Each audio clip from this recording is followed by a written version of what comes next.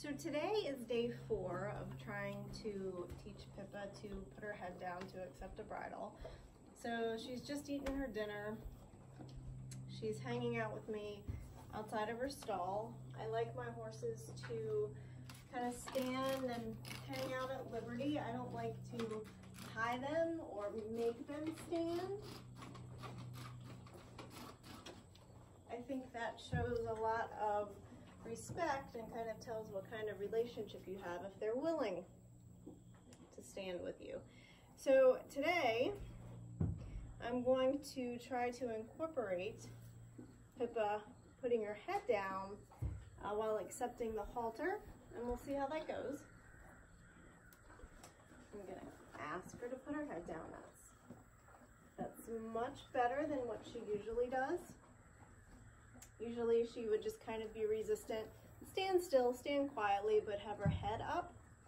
So that's super. So that's the kind of way I want to be able to put her halter on.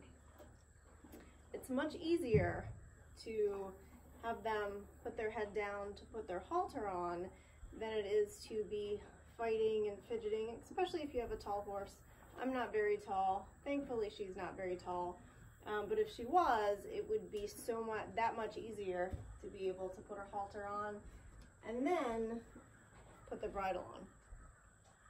So that was fabulous, and I'll give her a little cookie as a reward. I'm not opposed to giving treats. I don't like to give treats every single time for things, but that was nice. So I'm very happy with that. So we'll try that again. So I'll ask her to put her head down. A little bit more. And it's almost like she's looking to be able to put her nose through the halter, which is great because eventually you'll be able to teach your horse how to seek out the halter, how to seek out the bit. So that's actually fantastic. I'm very happy with that. And this is something that I would practice. I'm also going to switch gears a little bit here today. I'm also going to introduce a head stall minus the noseband to her. There's no bit, it's just a plain English head stall. And just to kind of see, I've never ever done this before with her.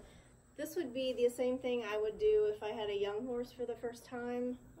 It's kind of like just starting from scratch, starting from the beginning. I'll let her smell it.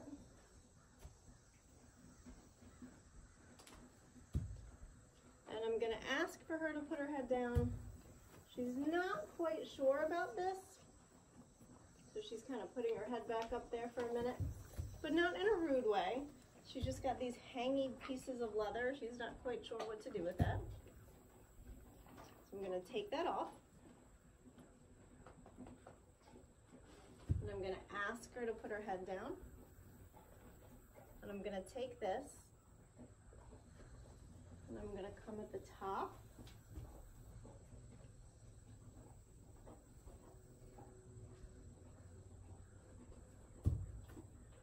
And that wasn't bad, but I'm going to do this and practice this until she can put her head just like she did with the halter and leave her head at that level.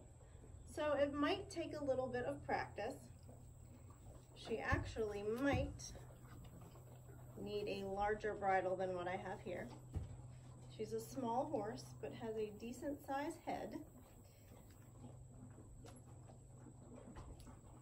So I'm gonna drop it to the lowest notch. I'm gonna try this again. I'm gonna put my hand right at the top. Put a little bit of pressure on the lead. Right like this would be great, but because she's gonna raise her head just a little bit, I'd like to get her a little lower. So when she does raise her head is still fairly low. I'm gonna try this again.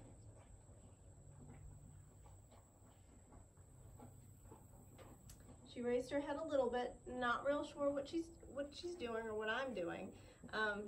But if you noticed, she didn't throw her head up, and she didn't look overly concerned. She's just really not quite sure what I'm doing or really what this piece of equipment is.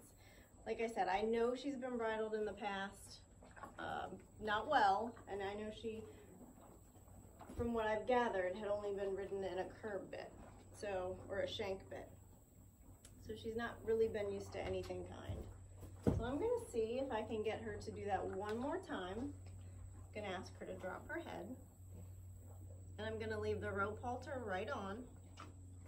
Just like if it was a young horse, I would leave the rope halter, which is nice because it's thin and it's not thick like a regular halter.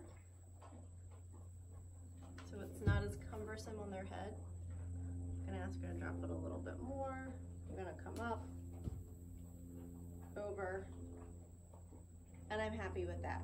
Her head is higher than I would like at this point, but for the fact this is the first time I've done this in the 7 years I've had her, I'm gonna take that as a win. I'm gonna be happy with it, and I'm gonna praise her. She's looking for another cookie. You notice she's very polite when asking for a cookie. She doesn't always get cookies, but when she's done a good job, I do like to reward her with food. She does respond to food, so that is something that works for her. Also, is something else that works for her.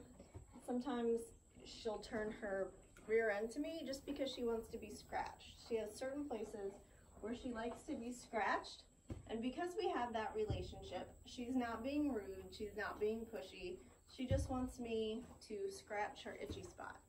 And sometimes that is motivation for her to do something, just to get a good scratch. Good girl. Good girl. So on day 4, I am super happy with that. The next time I come out and play with her, I'll do a little bit more with her mouth. She's releasing a little bit of tension there. And then hopefully by day 10, maybe we can introduce the bit, if not before then.